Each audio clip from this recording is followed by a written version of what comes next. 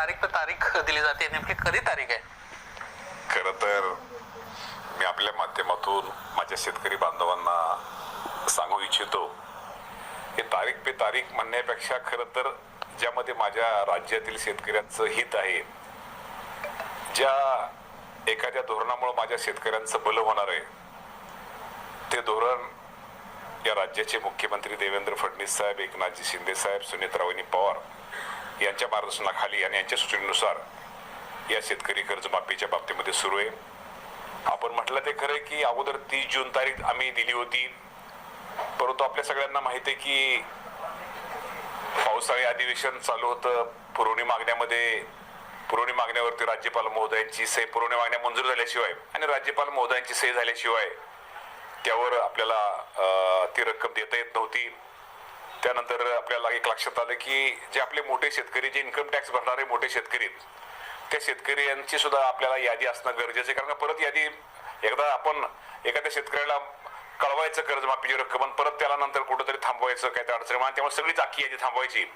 ह्या गुंतागुंतीची प्रक्रियेपेक्षा माझ्या शेतकऱ्याला थेट लाभ मिळाला पाहिजे या उद्देशानं आपल्या सर्वांना माहिती आहे की इन्कम टॅक्सची भरणारे शेतकरी त्यांची यादी पण केंद्र सरकारकडून आपल्याकडे प्राप्त झालेली आहे. त्यामुळे आता तो विषय राहिलेला नाही. आता फक्त विषय जो राहिला आहे तारखेचा, तर साधारणतः आपल्याला माहिती आहे की या राज्याचे दिवंगत नेते अजितदादा पवार साहेबांची जयंती आहे आणि जयंतीच्या निमित्तानं आणि राज्याचे मुख्यमंत्री देवेंद्र फडणवीस साहेबांचा पण उद्या वाढदिवस आहे.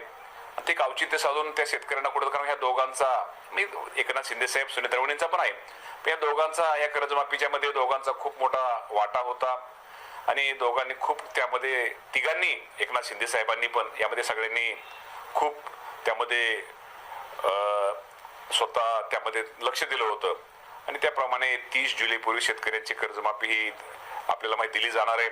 आणि कदाचित उद्या आमच्याकडे आता इन्कम टॅक्सच्या याद्या, ज्या शेतकरी भरणाऱ्या शेतकऱ्याची याद्या सरकारकडे प्राप्त झालेल्या आहेत, त्यामुळं कदाचित प्राथमिक स्वरूपामध्ये कदाचित उद्या 22 तारखेला दादांच्या जयंतीच्या निमित्तानं मुख्यमंत्री महोदयांचा, देवेंद्र फडणवीस साहेबांचा वाढदिवस आहे, या निमित्तानं काही याद्या उद्या काय देता येतील का, यादी जाहीर करता येतील का, हाही प्रयत्न आमचा उद्या चाललेला आहे.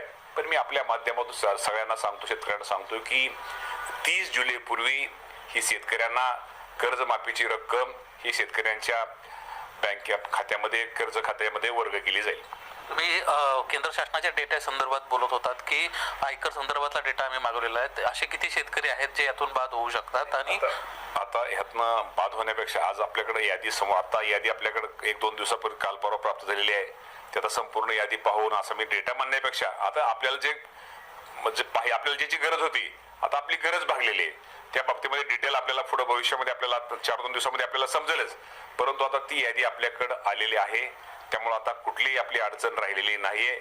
आता आपल्याला कदाचित उद्या आपण त्या याद्या काय ठराविक उद्या आपल्याला बघू, जर आपल्या उद्या त्या याद्या आपण त्या हे करतोय, काय ठिकाण काही प्रायोगिक, आपल्या प्रायोगिक म्हणण्यापेक्षा तो थोड्या प्रायोगिक ठराविक तेवढ्या आपण उद्या प्रसिद्ध करण्याचा प्रयत्न आपला उद्याच्या तारखेचा आहे.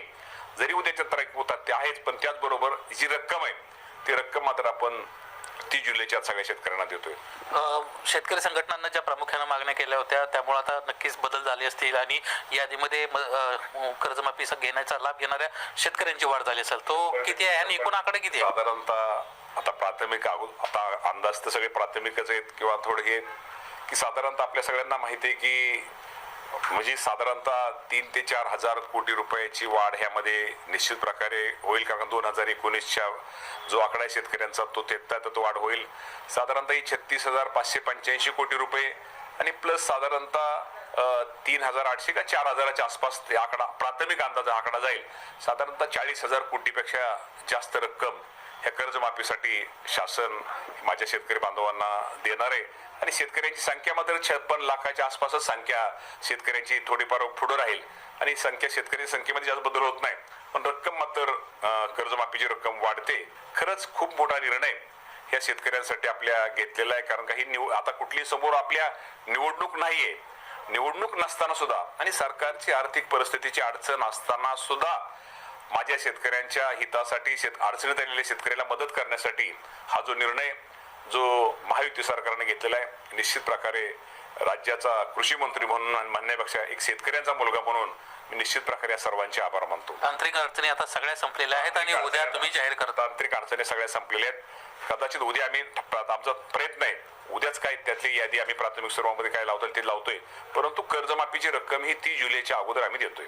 आपल्याला माहिती आहे की शेतकरी अडचणीत आहे आणि अडचणीतल्या शेतकऱ्याला ज्या कुठल्या कंपनीने बोगस बियाणं देऊन त्यांची फसवणूक केलेली आहे त्यांच्यावरती आम्ही तर सगळ्यांनी तुम्हाला माहिती आहे की साधारणतः राज्यामध्ये आता 81 FIR दाखल आहेत आणि मोठ्या मोठ्या कंपन्यांच्या वरती गुन्हे दाखल आहेत.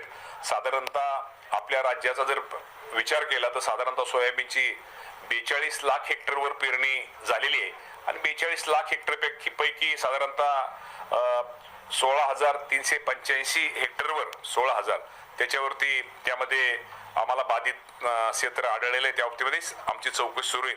ते कुठलं त्यामुळं काय हे केलं पाहिजे आणि त्यामुळं जे अडचणीतल्या शेतकऱ्याला त्या बाबतीमध्ये काय मदत केली पाहिजे की बियाणं बदलून देण्यापासून तर आहेच, परंतु आजही DPDCच्या माध्यमातून शासनाच्या माध्यमातून काय करता येईल का तोही आमचा सगळ्यांचा प्रयत्न सुरू आहे. मुख्यमंत्री असं म्हणतात की 300 सॅम्पल घेतले होते, 130 सॅम्पल्स जे आहेत ते बोगस सापडलेले आहेत. त्यामुळे कडक कारवाई करण्याची तुमची काय मानसिकता आहे का किंवा आणखी शोध घेण्यासाठी? 100% कडक कारवाई FIR दाखल आहे सगळं त्यांनी दाखल 100% तुम्हाला मी सांगतो ना. म्हणजे ज्या मोठ्या कंपन्या जरी मोठ्या असल्या तर शेवटी माझ्या शेतकऱ्याची फसवणूक केली ती किती मोठा पुढचा माणूस असू द्या किंवा मोठी कंपनी असू द्या त्याची आम्ही सरकार गय करणार नाही. जो कोण आमच्या कृषी विभागाचा आमचा अहवाल तर आपल्याला मिळालेला आहे, आमच्या तिथं तपासणी पण त्यांनी सगळ्यांनी केली आहे. त्या बाबतीमध्ये निश्चित प्रकारे कारवाई ही आम्ही केलेली आहेच, पण अजूनही काय त्यामध्ये काय वाढ करता येईल तो करण्याचा प्रयत्न. किती तक्रारी प्राप्त झाल्या आणि गुन्हे किती दाखल झाले? साधारणतः आपल्याला माहिती आहे की एकूण तक्रारी संख्या ही 11,584 एवढ्या तक्रारी आमच्याकडे प्राप्त झाल्या होत्या आणि त्यामध्ये तालुका तक्रार निवारण समिती ही पाहणी साधारणतः 8,292 ठिकाणची पाहणी केली आणि सोयाबीन पिकाच्या बाबतीमध्ये 7,422 ठिकाणचे नमुने हे आम्ही घेतले आणि 7,422 नमुने जे घेतले त्यामध्ये 763 बियाणे हे प्रमाणित आम्हाला आढळून आलेले आहेत आणि त्यामुळे निश्चित प्रकारे आम्ही ज्या बाबतीप्रमाणे ज्या कंपन्या झाल्या त्यांच्यावरती FIR दाखल केलेले त्यांच्यावर कायदेशीर गुन्हे दाखल करतोय. ज्या ज्या ठिकाणी सापडलं त्या दुकानांचे परवाने कायमस्वरूपी निलंबित करणार आहात? 100% त्या बाबतीमध्ये दुकानच परवण्यापेक्षा ज्या कंपनीचं जे बियाणे त्यांचा आम्हाला त्यांची बंदी ते बियाणं विक्रीची ताबडतोब आपण बियाणं आम्ही ती विक्रीवर बंदी आणलेली आहे. शेतकरी बांधवांसाठी खूप मोठ्या आनंदाची बातमी आलेली आहे. सरकारकडून कर्जमाफीची रक्कम आता लवकरच शेतकऱ्यांच्या खात्यामध्ये वर्ग करण्यात येणार आहे. 30 जुलै अगोदर हे पैसे सर्व शेतकऱ्यांच्या खात्यामध्ये जमा करण्यात येणार आहेत. प्रथम यादी प्रसिद्ध झालेली आहे. दादांच्या जयंतीनिमित्त ही यादी प्रसिद्ध करण्यात आलेली आहे आणि यामध्ये या प्रत्येक जिल्ह्यामधील जे काही शेतकरी आहे ज्यांची की कर्जमाफी करायची आहे त्यांची यादी आलेली आहे. त्यामधून प्रथम यादी जी आहे ती प्रसिद्ध करण्यात आली आहे आणि त्या प्रथम यादीनुसार सर्व शेतकऱ्यांच्या खात्यामध्ये आता 30 जुलै अगोदर त्यांच्या खात्यामध्ये हे पैसे वर्ग करण्यात येणार आहे. कर्जमाफीला सरकारचं समर्थन आहे आणि त्यांनी आता ही देण्याची तयारी दाखवलेली आहे असं सरकारनं सांगितलेलं आहे. त्याचबरोबर बोगस बियाणांसाठी सरकारनं कंपन्यांवर कारवाई करण्याचं आश्वासन दिलेलं आहे. त्याचबरोबर गुन्हेसुद्धा दाखल झालेले आहेत आणि तुमचं जर बियाणं बोगस निघालं असेल तर तुम्हीसुद्धा याची कंप्लेंट करू शकता, तक्रार करू शकता आणि त्यामधून तुमचा जो काही पैसा लागलेला आहे तो पैसासुद्धा कंपनीकडून तुम्हाला देण्यात येणार आहे, कारण की त्यांच्यावर कडक कारवाई करण्यात येणार आहे असं सरकारनं सांगितलेलं आहे. तर व्हिडिओ आवडल्यास टेक्निकल मराठाजी या चॅनलला नक्की सबस्क्राईब करा. भेटूया पुन्हा नवीन एका व्हिडिओमध्ये. तोपर्यंत जय महाराष्ट्र.